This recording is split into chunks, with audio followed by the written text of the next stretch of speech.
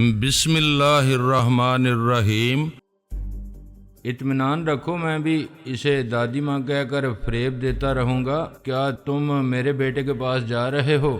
ہاں، ابھی جا رہا ہوں۔ میں اس کے بیٹے مہیش کے دماغ میں پہنچا۔ وہ ایک آرام دہ بیڈ روم میں بیٹھا ٹی وی دیکھ رہا تھا۔ اس کے خیالات نے بتایا کہ وہ جس مکان میں ہے اس کے دروازوں اور کھڑکیوں کو بند کر کے باہر سے کیلیں ٹھونک دی گئی ہیں۔ وہ باہر نہیں دیکھ سکتا تھا، یہ نہیں جان سکتا تھا کہ کس شہر کے کس علاقے میں وہ مکان ہے۔ جب وہ بیل بجاتا تھا تو اس کی ضرورت پوری کرنے کے لیے 2 مسلح آدمی آتے تھے اور اس کے سامنے گونگے بنے رہتے تھے۔ باہر ایک بار کسی گاڑی کی آواز سنائی دی تھی، لیکن کسی انسان کے بولنے کی آواز نہیں سنائی دی۔ میں اس کے دماغ سے نکل آیا۔ مہاراج نے پوچھا کیا ہوا؟ میں نے کہا اس کے دماغ میں جاتے آتے رہنے سے اس کی رہائی کا کوئی راستہ نکل سکتا ہے۔ ذرا صبر کرو، سوچنے کے لیے تنہا چھوڑ دو۔ وہ چلا گیا۔ میں اس وقت ایک کار کی پچھلی سیٹ پر کار جی ٹی روڈ سے گزرتی ہوئی پشاور کی طرف جا رہی تھی اور پشاور سے آگے سرحد پار کر کے افغانستان جانے والا تھا۔ رات کے 6 بجے الپا نے نیلما بن کر مجھے مخاطب کیا۔ میرے لال، میں ممبئی ایئرپورٹ کی وزٹر لابی میں ہوں۔ تم کیا آ چکے ہو تو بتاؤ لابی کے کس حصے میں ہو اور تم نے کون سا لباس پہن رکھا ہے؟ میں نے پریشان ہو کر کہا آپ دیکھ رہی ہیں دادی ماں، میں کار میں ہوں، بڑی دیر سے ڈرائیور سے کہہ رہا ہوں مجھے دادی ماں کے پاس لے چلو۔ میں اسے جہاں کہتا ہوں مجھے وہاں پہنچاتا ہے، مگر آپ وہاں نظر نہیں آتی۔ تم ڈرائیور سے کہو تمہیں ایئرپورٹ لے آئے۔ میں نے ڈرائیور سے کہا سنو، تم مجھے سی پورٹ لے چلو، مگر کیسے لے جائے گا؟ میں بھول گیا تھا کہ یہ بہرا ہے، میں اسے کاغذ پر لکھ کر دیتا ہوں۔ وہ بولی کیا مشکل ہے، میں ایئرپورٹ کہہ رہی ہوں، سی پورٹ کہہ رہے ہو۔ ابھی کاغذ پر لکھو، میں تمہارے دماغ پر قبضہ جما کر لکھوا رہی ہوں۔ میں نے سیٹ پر رکھے ہوئے چھوٹے کاغذ کے پیڈ کو پکڑ کر قلم کھول لیا۔ وہ اپنی دانش میں مجھ پر قبضہ جما کر لکھوانے لگی تھی۔ لکھو ایئرپورٹ چلو۔ میں نے لکھا ایئر فورس چلو۔ ایئر فورس نہیں، ایئرپورٹ لکھو۔ میں نے پھر لکھنے کی کوشش کی اور لکھ دیا کوٹ۔ وہ ایک گہری سانس لے کر مایوسی سے بولی جب تک تم پر تنویمی عمل کا اثر رہے گا تم مجھ سے مل نہیں سکو گے۔ کیوں دادی ماں؟ اس عامل نے کہا تھا کہ آپ 150 برس بوڑھے جسم کے ساتھ آئیں گی، تب میرا ذہن آپ کو دادی ماں تسلیم کرے گا، پھر میں آپ کے گلے سے لگ جاؤں گا۔ آپ میری بوڑھی دادی ماں بن کر آ جائیں۔ میں بار بار جسم بدل نہیں سکوں گی۔ کوشش کرتی ہوں کہ تمہارے دماغ سے تنویمی عمل کا اثر ختم کر دوں تو پھر ختم کریں۔ میں آپ سے ملنے کے لیے تڑپ رہا ہوں۔ میں جلدی سے جلد کوشش کروں گی۔ فی الحال تم میرا ایک کام کرو، ایک نہیں 1000 کام کروں گا، آپ حکم دیں۔ تم آج ہی یورپ کے کسی ملک میں چلے جاؤ، پھر فرحاد علی تیمور سے دماغی رابطہ کر کے اس سے پوچھو کہ تمہاری دادی ماں کہاں ہے۔ اپنی پریشانی ظاہر کرو، اس سے التجا کرو کہ دادی ماں کو تلاش کرے۔ تم جسمانی طور پر کمزوری محسوس کرتے ہو، دادی ماں کو تلاش کرنے ایک جگہ سے دوسری جگہ نہیں جا سکتے ہو۔ کچھ ایسی ایکٹنگ کرو کہ فرحاد مدد کرنے کے لیے تمہارے پاس چلا آئے۔ آپ یہ کیوں چاہتی ہیں کہ فرحاد میرے پاس آئے؟ میں تمہارے پاس پہنچ نہیں سکتی۔ فرحاد بہت چلاک ہے، کسی چلاکی سے تمہارے پاس آئے گا تو میں فرحاد کا سہارا لے کر تمہارے پاس چلی آؤں گی۔ پھر کیوں نہ میں فرحاد سے سیدھی اور سچی بات کہہ دوں کہ میں اس کا سہارا لے کر دادی ماں سے ملنا چاہتا ہوں۔ تم پچھلی باتیں بھول گئے ہو، فرحاد کی دشمنی نے ہم دادی اور پوتے کو جدا کیا ہے۔ تم تخریبی کارروائیوں کے لیے ایران گئے تھے، اب فرحاد کو معلوم ہوگا کہ تم یورپ کے کسی ملک میں ہو تو وہ پھر تمہیں ٹریپ کرنے اور ایرانی حکومت کے حوالے کرنے آئے گا۔ میں تمہارے دماغ میں خاموشی سے چھپی رہوں گی اور معلوم کروں گی کہ فرحاد تمہیں کیسی تدابیر سے تلاش کر کے تمہارے پاس پہنچنے والا ہے۔ میں سمجھ گیا آپ فرحاد کے پیچھے راستہ بناتی ہوئی مجھ تک پہنچ جائیں گی۔ یہ اچھا طریقہ ہے۔ میں کسی فلائٹ سے یورپ کے کسی ملک میں پہنچ کر فرحاد سے رابطہ کروں گا۔ کیا آپ مجھے فرحاد کی آواز اور لب و لہجہ سنائیں گی؟ تم یورپ پہنچ کر مجھ سے رابطہ کرو، میں تمہیں اس کے دماغ میں پہنچا دوں گی۔ ابھی جا رہی ہوں کسی فلائٹ میں، سیٹ حاصل کرنے کے بعد مجھ سے رابطہ کرو۔ وہ چلی گئی۔ میرے تمام مخالفین نے مجھ سے چھپا کر شطرنج کی ایک نئی بساط بچھائی تھی اور یہ نہیں جانتے تھے کہ میرے ہی سامنے اس بساط پر چالیں چل رہے ہیں۔ نتاشا اور نتالیہ ممبئی پہنچ گئیں، لیکن مہاراج اس وقت تک الپا کے شکنجے میں آ چکا تھا۔ وہ اور گرودیو اب ان بہنوں کے ساتھ اپنی من مانی نہیں کر سکتے تھے۔ الپا نے دھمکی دی تھی کہ ان کے ساتھ کوئی برا سلوک نہیں ہونا چاہیے، ورنہ اس کے بیٹے مہیش کے ساتھ ان سے زیادہ برا سلوک کیا جائے گا۔ الپا کو نتاشا سے کوئی ہمدردی نہیں تھی۔ کوئی اور موقع ہوتا تو وہ نتاشا کو مہاراج کے ہاتھوں مرنے کے لیے چھوڑ دیتی، لیکن وہ ان دونوں بہنوں کو زندہ سلامت رکھ کر پورس کو اپنا احسان مند بنانا چاہتی تھی۔ مہاراج نے وعدہ کیا تھا کہ وہ ان بہنوں کو ہاتھ بھی نہیں لگائے گا۔ اس نے اپنے ایک ماتحت کو حکم دیا تھا کہ وہ ان دونوں کو ایئرپورٹ لے آئے اور ہنومان مندر کے پیچھے والے بنگلے میں انہیں پہنچا دے، ان کے آرام اور ان کی ضرورتوں کا خیال رکھے۔ اس ماتحت نے حکم کی تعمیل کی، ان کے لیے ایک کار لے کر ایئرپورٹ پہنچا۔ مہاراج نے خیال خوانی کے ذریعے نتاشا اور نتالیہ کو حکم دیا کہ اس کے ماتحت کے ساتھ کار میں بیٹھ کر چلی جائیں۔ ان دونوں نے بھی اس کے حکم کی تعمیل کی، اس ماتحت کے ساتھ جانے لگیں۔ میں نے سانی اور پارس کو بتا دیا تھا کہ الپا نے مہاراج کے بیٹے کو قیدی بنا کر بازی پلٹ دی ہے۔ مہاراج اور گرودیو اب ان کو ہاتھ بھی نہیں لگائیں گے۔ وہ دونوں ایک بنگلے میں رہیں گی، بعد میں الپا جب مناسب موقع دیکھے گی انہیں وہاں سے لے جائے گی۔ سانی اور پارس ایک ٹیکسی میں بیٹھ کر ان کے تعاقب میں جانے لگے۔ پارس نے پوچھا، پاپا کیا آپ ممبئی والے بنگلے میں ہیں؟ نہیں، میں نے اس بنگلے کو لاک کر دیا ہے، وہاں 2 مسلح چوکیدار ہیں، ان بہنوں کو اس بنگلے میں لے جا کر چھپا سکتے ہو۔ میں چوکیداروں سے کہہ دوں گا، وہ تم لوگوں کے لیے بنگلے کا دروازہ کھول دیں گے۔ نتاشا اور نتالیہ کو جس بنگلے میں پہنچایا گیا وہاں مہاراج کے اس ماتحت کے علاوہ 2 مسلح گارڈز تھے، سانی اور پارس۔ ان تینوں مسلح افراد کو چند منٹوں میں نہتا کر کے ان کے ہاتھ پاؤں توڑ سکتے تھے، لیکن سانی نے میرے دماغ میں آ کر کہا، ان مسلح گارڈز سے الجھنے میں وقت ضائع ہوگا، آپ مہاراج کے لب و لہجے میں انہیں حکم دیں کہ وہ ان بہنوں کو ہمارے حوالے کر دیں۔ سانی اور پارس اس بنگلے کے سامنے ٹیکسی سے اتر گئے، ٹیکسی کا کرایہ دے کر اسے رخصت کر دیا، پھر وہ بنگلے کے احاطے میں آئے۔ میں نے مہاراج کے لب و لہجے میں اس ماتحت سے کہہ دیا تھا کہ اس بنگلے میں ان بہنوں کے لیے خطرہ ہے، لہذا ایک جوان لڑکی ایک جوان کے ساتھ آ رہی ہے، ان بہنوں کو ان کے حوالے کر دیا جائے۔ ماتحت نے یہی کیا۔ سانی نے ان بہنوں کو پورچ میں کھڑی ہوئی کار کی پچھلی سیٹ پر بٹھایا، پھر اگلی سیٹ پر آ گئی۔ پارس کار ڈرائیو کرتا ہوا وہاں سے چلا گیا۔ کسی جھگڑے اور خون خرابے کے بغیر بڑی سہولت سے کام بن گیا۔ کبھی ایسا بھی ہوتا ہے بہت مشکل کام آسانی سے ہو جاتا ہے، دشمنوں کو بھی خبر نہیں ہوتی کہ ان کی توقع کے خلاف کیا سے کیا ہو گیا ہے۔ دونوں بہنوں کو اپنے بنگلے میں لانے کے بعد سانی نے پہلا کام یہ کیا کہ ان دونوں کو ٹیلی پیتھی کے ذریعے سلا دیا۔ میں نے نتاشا اور سانی نے نتالیہ پر تنویمی عمل کیا، مہاراج کے عمل کو مٹا کر اپنے چند احکامات ان کے دماغوں میں نقش کیے، پھر انہیں تنویمی نیند سونے کے لیے چھوڑ دیا۔ سانی نے پوچھا، پاپا آپ کا کیا خیال ہے؟ الپا مہاراج کے بیٹے کو ناگپور یا اس کے آس پاس کے علاقے میں قیدی بنا کر چھپایا ہوگا۔ میں نے کہا، ابھی یقین سے کہا نہیں جا سکتا، یہودی جاسوس بھارت کے بڑے بڑے شہروں میں ہیں۔ الپا نے مہیش کو ان یہودی سراغرسانوں کے حوالے کیا ہوگا۔ میں تمہیں اس کے دماغ میں پہنچا رہا ہوں، تم وقتاً فوقتاً اس کے اندر جاتی رہو گی تو شاید اس علاقے کے بارے میں کچھ معلوم ہو جائے جہاں اسے قید کیا گیا ہے۔ میں سانی کو مہیش کے دماغ میں پہنچا کر چلا گیا، وہ اس کے اندر اس مکان کا جائزہ لینے لگی۔ مہیش بستر پر لیٹا ہوا سگریٹ پی رہا تھا اور سوچ رہا تھا، میں کب تک یہاں قیدی بن کر رہوں گا؟ اگرچہ یہاں مجھے کسی طرح کی تکلیف نہیں ہے، میری ہر ضرورت پوری کی جاتی ہے، لیکن کھلی فضا میں سانس لینے کی خواہش پوری نہیں کی جا رہی ہے۔ میرے ڈیڈی مجھے یہاں سے نکال کر لے جا سکتے ہیں، میری جان کا خطرہ مول لینا نہیں چاہتے ہیں۔ سمجھ میں نہیں آتا یہ سلسلہ کب تک رہے گا، کیا میں تمام عمر قیدی بن کر رہوں گا؟ اس کے اندر گرودیو کی سوچ کی لہریں ابھریں۔ بیٹے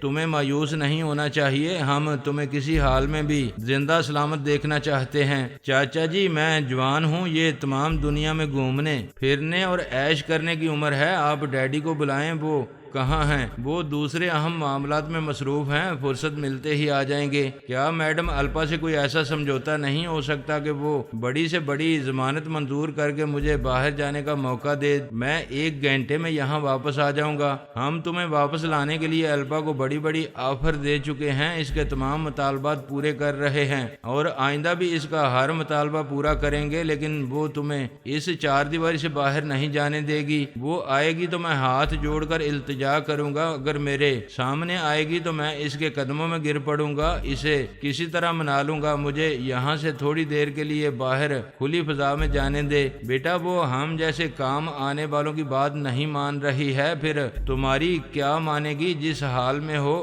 خوش رہنے کی کوشش کرو۔ میں تمہاری خیریت معلوم کرنے آیا تھا، اب جا رہا ہوں۔ میں بھی ایک معاملے میں مصروف رہوں گا، تمہارے ڈیڈی آج رات تک تم سے رابطہ کریں گے۔ وہ چلا گیا۔ مہیش نے اسے آواز دی لیکن گرو دیو کی طرف سے کوئی جواب نہیں ملا۔ وہ ناگواری سے بولا، میری بے بسی کا کوئی احساس نہیں ہے؟ مانا کہ میری سلامتی کے لیے میڈم الپا کی مخالفت مول لینا نہیں چاہتے، لیکن چاچا جی میرے پاس کچھ دیر رہ کر میری تنہائی تو دور کر سکتے ہیں۔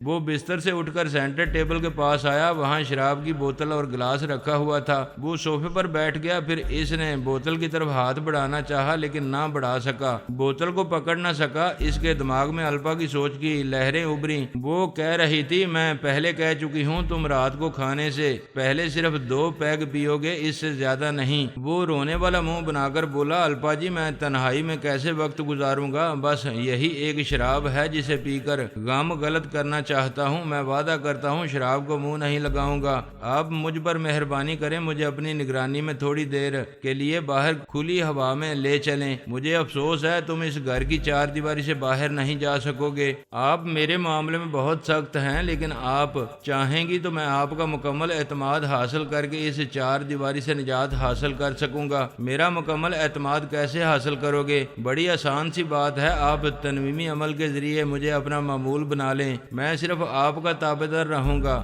آپ میرے دماغ کو لاک کر دیں گی تو میرے ڈیڈی اور چاچا جی بھی میرے اندر نہیں آ سکیں گے اور نہ ہی مجھے بہکا کر یہاں سے بگا لے جا سکیں گے۔ تم وہی کہہ رہے ہو جو میں کسی وقت کرنے والی ہوں۔ کسی وقت کیوں؟ پلیز ابھی مجھ پر تنویمی عمل کریں۔ جب مجھے اطمینان ہو جائے گا کہ تمہارا باپ اور تمہارا چاچا باری باری تمہارے دماغ میں آ کر چھپ کر نہیں رہتے ہیں، تب میں تمہیں معمول اور تابعدار بنا کر تمہارا دماغ لاک کروں گی۔ آپ یقین کریں ڈیڈی آج رات سے پہلے میرے پاس نہیں آئیں گے اور چاچا جی ابھی میری خیریت معلوم کر کے جا چکے ہیں۔ مجھے معلوم ہے میں بہت دیر سے تمہارے دماغ میں ہوں۔ تم زیادہ باتیں نہ کرو، میں شراب وغیرہ پر جو پابندیاں عائد کر رہی ہوں تم ان پر عمل کرو۔ بے وقت پینے کا جی چاہے تو بوتل کو الماری میں بند کر کے سو جاؤ۔ آپ میرے اندر کی پریشانیوں کو سمجھ سکتی ہیں، ایسی حالت میں نیند کیسے آئے گی؟ بستر پر جا کر لیٹ جاؤ، میں تمہیں سلا دوں گی۔ وہ بستر پر آ کر لیٹ گیا، چاروں شانے چت ہو کر جسم کو ڈھیلا چھوڑ کر اس نے آنکھیں بند کر لیں۔ الپا نے خیال خوانی کے ذریعے اسے تھپک تھپک کر سلا دیا۔ یہ عمل بتا رہا تھا کہ وہ اس پر تنویمی عمل کرے گی، لیکن مہیش کے سونے کے بعد گہری خاموشی چھا گئی۔ اس کے دماغ سے کسی کی سوچ کی لہریں نہیں ابھر رہی تھیں، ثانی بالکل خاموش تھی۔ اگر مہاراج اور گرو دیو میں سے کوئی وہاں چھپا ہوگا تو چھپا ہی رہے گا۔ وہ مکار تھی، اس پر تنویمی عمل نہیں کر رہی تھی۔ وہ تقریباً آدھے گھنٹے کے بعد مہاراج کے پاس آئی۔ وہ بھگوان کی مورتی کے سامنے پوجا میں مصروف تھا۔ اس نے پرائی سوچ کی لہروں کو محسوس کر لیا۔ الپا نے کہا، میں ہوں، تم نے اب تک رپورٹ نہیں دی کہ افغانستان میں کارروائی شروع کرنے کے لیے کیا کر رہے ہو؟ میں پوجا کے بعد تم سے رابطہ کرنے والا تھا۔ میں نے ایک بھارتی مسلمان کو اپنا معمول اور تابعدار بنا کر افغانستان بھیجا تھا، لیکن طالبان کو معلوم ہو گیا کہ وہ جاسوس ہے، ان کے مختلف مورچوں اور آئندہ حملوں کے منصوبے معلوم کرنے آیا ہے۔ انہوں نے اسے گولی مار دی۔ الپا نے پوچھا، تم نے مجھے پہلے کیوں نہیں بتایا؟ اپنی ناکامی کے بارے میں کیا بتاتا؟ میں نے فوراً ہی دوسرا ماتحت روانہ کیا ہے۔ میں نے سوچا وہ افغانستان پہنچ جائے گا تو میں اس کی کارکردگی کے بارے میں تمہیں کچھ بتا سکوں گا۔ کیا یہی بتاؤ گے کہ دوسرا ماتحت بھی مارا گیا ہے؟ نہیں الپا، دوسری بار وہی غلطی نہیں ہوگی۔ وہ دوسرا ماتحت پاکستان کی ایک اسلامی تنظیم میں شامل ہو کر جا رہا ہے۔ وہ تنظیم افغانستان کے مختلف علاقوں میں آئی کیمپ لگانے والی ہے۔ وہاں خانہ جنگی کے نتیجے میں کئی مجاہدین اور عام باشندوں کی بینائی کمزور ہو گئی ہے۔ آئی کیمپ لگانے والے ان کی آنکھوں کا مفت علاج کریں گے اور بینائی سے محروم ہونے والوں کے لیے آنکھوں کے عطیات حاصل کر کے انہیں بینائی دیں گے۔ وہ بولی اس بار منصوبہ اچھا ہے، تمہارا ماتحت آئی کیمپ قائم کرنے والوں کی تنظیم میں ہے، اس پر کوئی شبہ نہیں کرے گا۔ کیا وہ تنظیم والوں کے ساتھ افغانستان پہنچ گیا ہے؟ میں نے تھوڑی دیر پہلے ماتحت کے دماغ میں جا کر معلوم کیا تھا، وہ کوئٹہ میں ہے اور اسی راستے سے آئی کیمپ لگانے والوں کے ساتھ افغانستان جائے گا۔ تمہیں اس کے دماغ میں رہنا چاہیے، مگر تم پوجا کر رہے ہو، تمہیں خوش رکھنے کے ساتھ ساتھ بھگوان کو بھی خوش رکھنا ضروری ہے۔ میں 1 گھنٹے تک پوجا میں مصروف رہنے کے بعد ماتحت کے پاس جا کر اس کے حالات معلوم کروں گا، پھر تم سے رابطہ کروں گا۔ تم اپنے بھائی گرو دیو سے کہو گے تمہاری پوجا کے دوران میں وہ تمہارے ماتحت کے دماغ میں اس وقت تک رہے جب تک وہ افغانستان نہ پہنچ جائے۔ میں ابھی دھرم راج گرو دیو کو اس ماتحت کے دماغ میں پہنچا رہا ہوں۔ ہاں اسے پہنچاؤ، میں بھی تمہارے ذریعے ابھی اس ماتحت کے اندر جاؤں گی اور دیکھوں گی کہ تمہارا بھائی کتنی ذمہ داری سے اپنا فرض ادا کرنے والا ہے۔ مہاراج نے خیال خوانی کے ذریعے گرو دیو سے کہا میرے دماغ میں آؤ، میں اس افغانستان جانے والے ماتحت کے دماغ میں تمہیں پہنچاؤں گا۔ گرو دیو اپنے بھائی مہاراج کے دماغ میں آیا۔ مہاراج نے اسے ماتحت کے اندر پہنچا کر کہا میرے پوجا کرنے تک اس کے اندر رہ کر معلوم کرتے رہو کہ اس ماتحت نے آئی کیمپ والوں کا مکمل اعتماد حاصل کیا ہے یا نہیں۔ تم اسے کوئی غلطی نہیں کرنے دو گے اور اسے گائیڈ کرتے رہو گے۔ الپا نے کہا دھرم راج، میں اس ماتحت کے اندر آتی جاتی رہوں گی، اگر تم یہاں حاضر نہیں رہو گے اور کسی دوسرے معاملے میں مصروف ہو جاؤ گے تو۔ دھرم راج گرو دیو نے جلدی سے کہا میڈم میں سمجھ گیا بھائی مہاراج، اور آپ کے حکم کے مطابق ماتحت کے ساتھ لگا رہوں گا۔ الپا ان دونوں بھائیوں کی مصروفیات سے مطمئن ہو کر مہیش کے دماغ میں آئی۔ مہاراج 1 گھنٹے تک پوجا میں مصروف رہنے والا تھا اور تنویمی عمل کے لیے 1 گھنٹہ بہت تھا۔ اس نے مختصر سا عمل کیا، صرف 2 اہم باتیں نقش کرائیں۔ ایک تو یہ کہ وہ اس کا معمول اور تابعدار بن کر رہے گا، دوسری بات یہ کہ اس کے دماغ کو لاک کر دیا اور ایک نئی آواز اور لب و لہجہ اس کے ذہن میں نقش کر کے حکم دیا کہ آئندہ وہ الپا مہاراج گرو دیو اور کسی بھی پرائی سوچ کو محسوس کرتے ہی سانس روک لیا کرے گا، صرف نئی آواز اور لب و لہجے کے ساتھ آنے والے والی سے دماغی رابطہ رکھے گا اور اسی کے احکامات کی تعمیل کرے گا۔ وہ مہیش کو تنویمی نیند سونے کے حکم دے کر خاموش ہو گئی، لیکن اسی کے دماغ میں موجود رہی۔ یہ اطمینان کرنا چاہتی تھی کہ تنویمی عمل کے دوران میں مہاراج اور گرو دیو نے وہاں آ کر کوئی چال نہیں چلی ہے، یا وہ مہیش کی تنویمی نیند کے دوران میں تنویمی عمل کو کمزور کرنے والے ہوں گے تو وہ ان کی چال بازی کے جواب میں مہیش کو ذہنی اذیتیں پہنچائے گی۔ پھر باپ اور چاچا اس کی سلامتی کے لیے گڑ گڑانے اور معافیاں مانگنے لگیں گے۔ وہ 2 گھنٹے تک مہیش کے دماغ میں آتی جاتی رہی۔ مہاراج اور گرو دیو کو اس نے دوسری جگہ مصروف رکھا تھا، اس لیے وہ تنویمی عمل میں مداخلت کرنے نہیں آئے تھے، لیکن ثانی نے بھی مداخلت نہیں کی تھی۔ اس نے الپا کے تنویمی عمل کے دوران میں نئی آواز اور لب و لہجے کو اپنے ذہن میں نقش کر لیا تھا۔ وہ آئندہ اسی لب و لہجے کو اختیار کر کے بآسانی مہیش کے اندر آ سکتی تھی، اس لیے مہیش کے تنویمی نیند میں ڈوبتے ہی وہ اس کے دماغ سے چلی آئی تھی۔ مہاراج نے الپا سے جھوٹ کہا تھا کہ وہ 1 گھنٹے تک پوجا کرتا رہے گا، دراصل وہ چاہتا تھا کہ الپا کم از کم 1 گھنٹے تک اس کے پاس نہ آئے اور وہ کسی دوسرے محاذ سے اپنے بیٹے کی رہائی کے لیے کوشش کرے۔ دوسرے محاذ کے سلسلے میں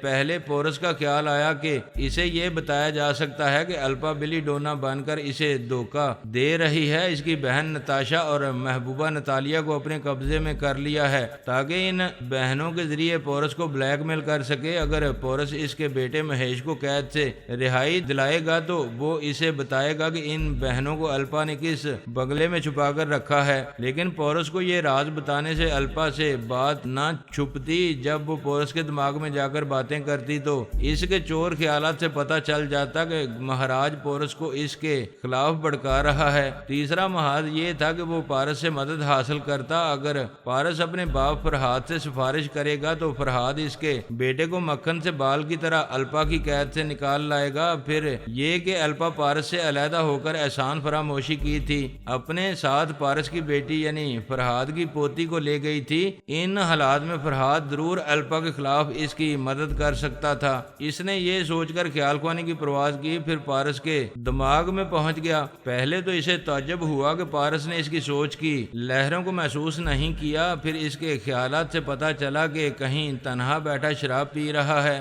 جیسا کہ پہلے کئی بار بیان ہو چکا ہے کہ پارس کا دماغ عجوبہ ہے، وہ کرتا کچھ ہے اور اس کے خیالات بتاتے کچھ اور ہیں۔ اس وقت وہ اورنج جوس پی رہا تھا اور نشے میں جھوم رہا تھا۔ مہاراج نے کہا فرحاد صاحب کی فیملی میں کوئی نشہ نہیں کرتا اور تم شراب پی رہے ہو؟ وہ سینے پر ہاتھ رکھ کر بولا انارکلی تم آ گئی، کیا میں اپنی آواز سے انارکلی لگتا ہوں؟ نہیں لگتی، مگر میں جانتا ہوں الپا، کبھی تم انارکلی بن کر آتی ہو اور کبھی ایک مرد کی طرح موٹی آواز میں بولتی ہو۔ بے وفا عورت، دیکھ تیری جدائی میں شراب پینے والا دیو داس بن گیا ہوں۔ میں الپا نہیں مہاراج ہوں، میں ایک ضروری کام کے لیے آیا ہوں، مگر تم پوری طرح ہوش و حواس میں نہیں ہو۔ میں ہوش میں ہوں۔ بولو فریادی، کیا فریاد ہے؟ میں مدد چاہتا ہوں، مگر تم سے کچھ کہنا فضول ہوگا۔ میں تمہارے پاپا سے براہ راست بات کروں گا۔ جاؤ میرے پاپا کے پاس ہزاروں بار جاؤ، مگر خبردار میری الپا کی شکایت نہ کرنا۔